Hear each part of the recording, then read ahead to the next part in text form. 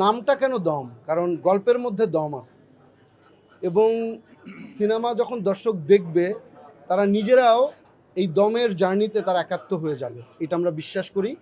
এই জন্যই দমদার একটা গল্প কিন্তু আমরা বেছে নিয়েছি।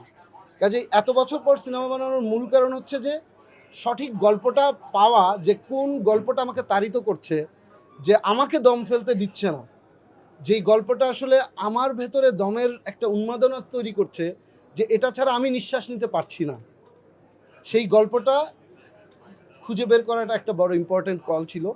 এবং ফাইনালি এমন একটা গল্প আমরা পেয়েছি যেটা আমরা ইতিমধ্যে জানি একটা সত্য ঘটনা অবলম্বনে inspired by a true character.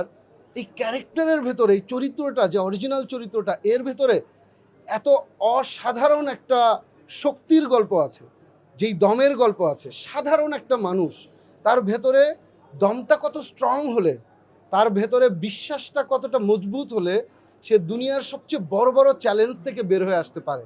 আমাদের প্রত্যেকটা সাধারণ মানুষের মধ্যে এই শক্তিটা আছে, জন্যই আমরা সামনের দিকে আগাই। তো ওই দমের গল্পটা খুঁজে বের করা দরকার ছিল।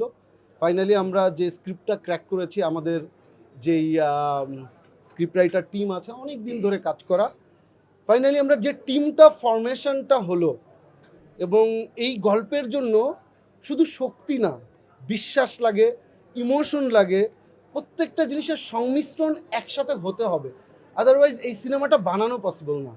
কোনো সিনেমা বানানো হয়তো যায় বাজেট থাকলে, কোনো সিনেমা বানানো তো হয়তো যায় একটা ভালো চিত্রনাট্য থাকলে, কিন্তু দম এমন একটা সিনেমা, এটা বানানো পসিবলই না শুধু বাজেট, শুধু চিত্রনাট্য, শুধু ক্রু থাকলে। এটার জন্য একটা অন্য শক্তি দরকার, অন্য বিশ্বাস দরকার।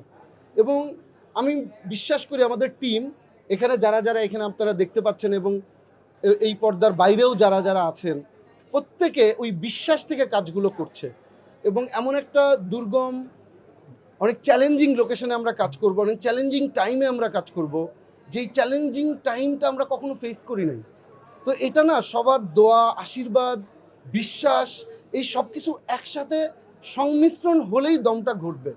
আমরা জানি না কি ঘটবে, আমি কোনো ওভার প্রমিস করতে চাই না, কিন্তু আমি একটা জিনিস বিশ্বাস করি, যে এখানে যারা যারা আছেন, প্রযোজক, আর্টিস্ট, রাইটার, যারা যারা আছেন, তারা ওই গল্পটা, ওই দমের জার্নিটা বিশ্বাস করেন। কাজে এই জার্নিটা যত কঠিনই হোক, আমি বিশ্বাস করি এটা আমাদের জন্য সহজ হয়ে যাবে, কারণ এটা আমরা বিশ্বাস করে করছি।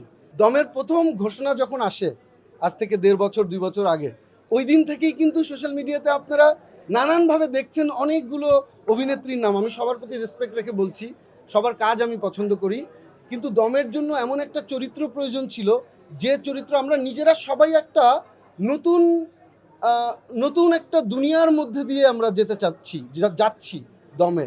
তো আমরা এমন একটা চরিত্রকে খুঁজে বের করা দরকার ছিল, এমন একটা কাস্টিং এই নারী চরিত্রে, সেটা আমরা আসলে পেয়ে গেছি পূজাচেরীকে। এবং পূজাচেরীর এই দমে যুক্ত হওয়ার জার্নিটাও কিন্তু খুবই স্ট্রাগলিংই বলবো।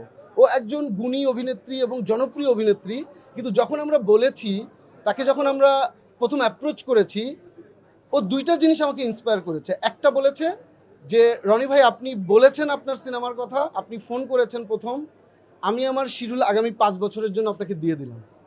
তো এইটা আমাকে খুব অনুপ্রাণিত করে, একটা আর্টিস্ট এভাবে বলতে পারে। এবং এরপর আমি বললাম যে, তোমাকে কিন্তু অনেক চ্যালেঞ্জিং একটা জার্নির মধ্যে দিয়ে যেতে যাওয়া হবে, তোমাকে অনেকবার অডিশন দিতে হবে, অনেক কষ্ট করতে হবে। তো পূজাচেরি এটা করেছে এবং ফাইনালি আমরা অনবোর্ড হয়েছি। তো আমাদের আর্টিস্টের যে সিলেকশন, এটা এখন যেটা দেখতে পাচ্ছেন সেটা, এবং আমাদের জন্য দোয়া করবেন।